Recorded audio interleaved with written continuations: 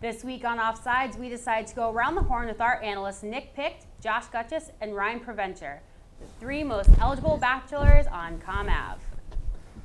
I'm your host, Kelly Landrigan, and the judge for this episode. There's 6 topics and 1 winner. Let's go, guys. All right, it's time for the first word. There's no elimination this round, but you still have a chance to earn points. We're midway through the college football season, and this year will mark the beginning of the college football playoffs. Ryan, does this new system solve the problem of parity among conferences and teams? I think it's a good start, but it doesn't fully solve the problem.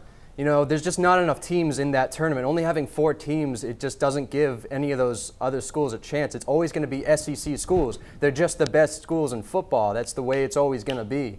And like I said, more teams, that's the way they're going to fix it. Nick, what do you think?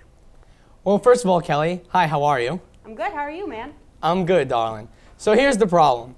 Like Ryan said, all these SEC teams, we're going to have 3 of them. We may even have 4 of them in there. Ole Miss, Mississippi State, Auburn, Alabama's going to be back in the mix even with 1 loss. So you know, at the end of the day, it might as well just be called the SEC tournament. You know, we're going to have Notre Dame and Oregon and Florida State. They're all going to be fighting for 1 spot at max. So really, like Ryan said, it's the SEC tournament. Just get it over with and make it that.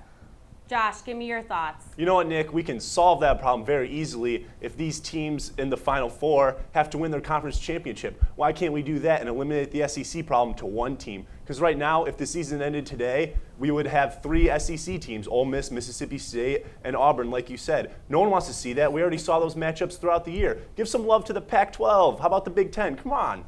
Josh, giving some love to the Pac-12. Got to go for my Oregon Ducks there. But on to the next topic. It's another baseball season, another Dodgers let down. What's going on in LA? What do the Dodgers need to do in this offseason?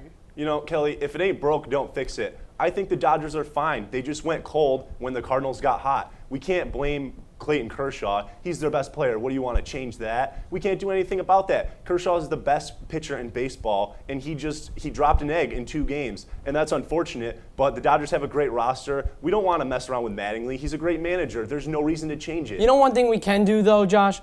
We can get some clarity here in the outfield, okay? Because Andre Ethier needs to go. Mm-hmm. That's for sure. Andre Ethier needs to go. You can't have all of those guys hanging around. Scott Van Slyke needs to go, and that's that. What you also need is to shore up that bullpen because those guys just don't pitch well when it matters. Yeah, sure, Brian Wilson won a World Series, but okay, he's 36 now, and it's time for him to go too. You need some fresh blood, and I think Hanley Ramirez may be part of the problem. As talented as he is, he's just another not clutch guy that they all have on this roster. Yeah, I honestly think everyone just needs to calm down. People are talking about firing the GM. That's out of the question. Honestly, what it is they need to fix that bullpen, like Nick said. And Kershaw just doesn't seem to be a big game pitcher. Yeah, he's winning 20 games during the regular season, but he's playing in big ballparks. He's playing against a lot of bad teams. You know, he goes and plays better teams in the playoffs, and he just kind of loses it. Also, that, like I said, bullpen needs to be fixed, and they got 2 great prospects coming up, Corey Seager, Jock Peterson. They're going to do it for him next season. Yeah, I mean, they might get prospects, but like I said, at the end of the day, you do have a point. Kershaw needs to just start pitching better, especially against the Cardinals. Gosh, he just can't beat those guys. Do you think this is something that the Dodgers can fix heading into next season, or is this going to be like a continuing process over the next couple of years? Of course they can fix it.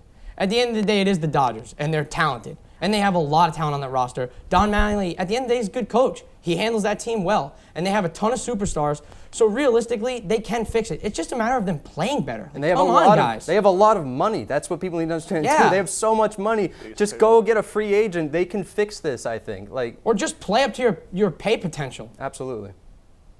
All right, I think you guys are all pretty evenly matched right now. I've given you 4 points apiece.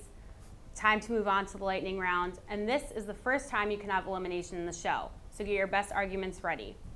The NBA preseason is underway, and the Celtics are looking at another rebuilding year. Ryan, should the C's trade Rondo? Please keep Rondo. I wouldn't watch a single Celtics game if they didn't keep Rondo. I don't know really anyone else on the team. They got rid of the big 3, and everyone said that Rondo should go with them. Doc Rivers left. Rondo's got to go too. I don't think so. I think he's the staple of the team right now. He's holding them together. I can't see them having any success without him. Oh my gosh. Yes, get rid of Rondo. It's finally time to get rid of Rondo. We've been waiting to get rid of this guy for 2 years now. The big 3 is gone. Doc Rivers is gone. Get rid of him. Marcus Smart, you drafted this guy for a reason. Play him. Rondo needs to be out of Boston. I'm with you, Nick. If you have Thank you. If you have Kelly Olynyk in your starting five, you're not going anywhere, even in the East. They need something They back do. for this guy. And you know what? Rondo's an unrestricted free agent at the end of this year, so he's going to walk out. No one wants him there. You got to get something for him before he just walks away on his own terms. He ran Doc Rivers out of town. What's he going to do next? I'm sick of Rondo too. I mean, I have to agree with Ryan on this one because I'm a hometown C's girl. I want to see Rondo in Boston. I'm docking Josh and Nick 2 points on that one. But where do you guys think Rondo should be traded to? Josh, you got any opinions? Send him to New York. I want to see him with Melo. Melo doesn't pass the ball, and Rondo passes the ball. It sounds like a good plan to me. You know where else too? Another guy who doesn't pass the rock. It's Kobe Bryant. Oh, Send him to L.A. Let him be a fashion model. Let him wear those tight pants and let him do his thing out in L.A. and pass the ball to somebody else who doesn't pass it for a living.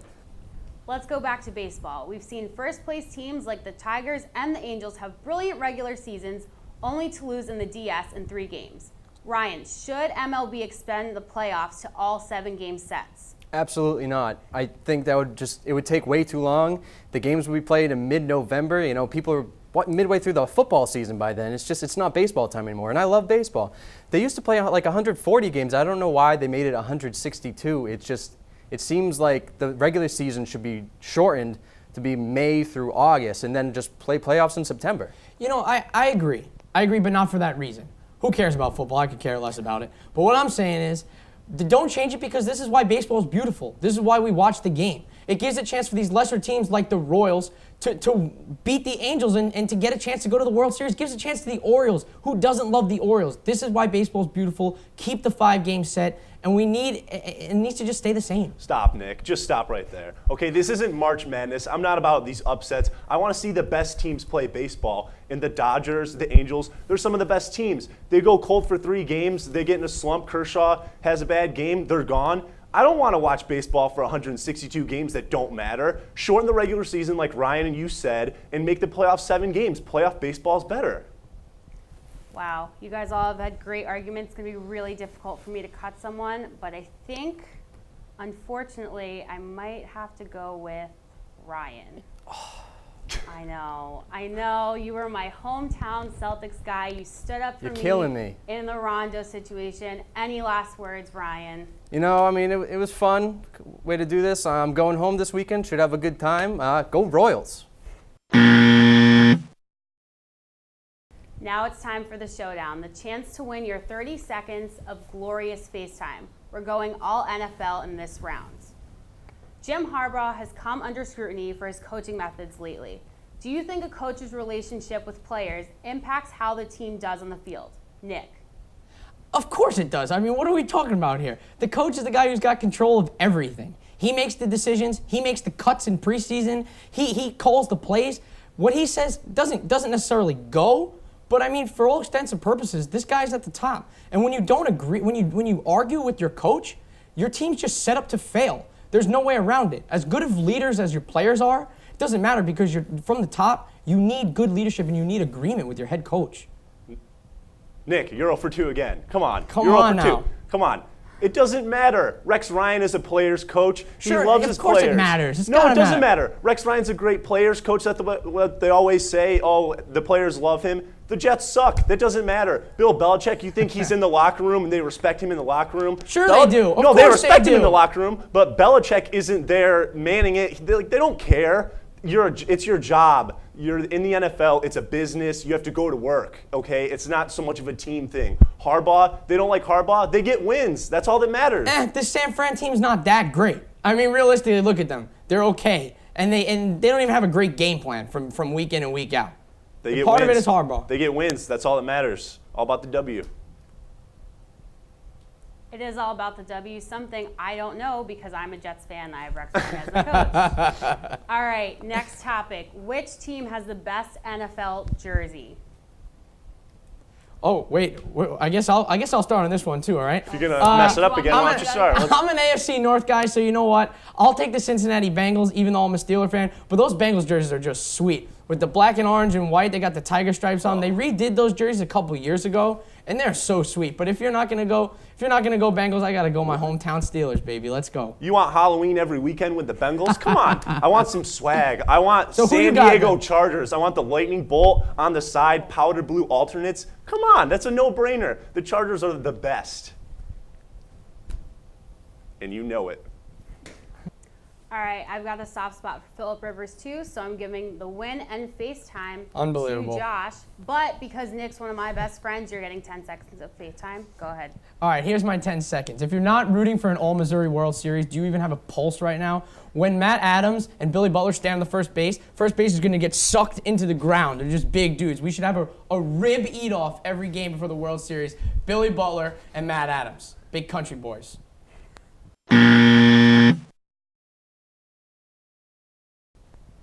All right, enough of that. Let's go to Josh. Winner, take it home.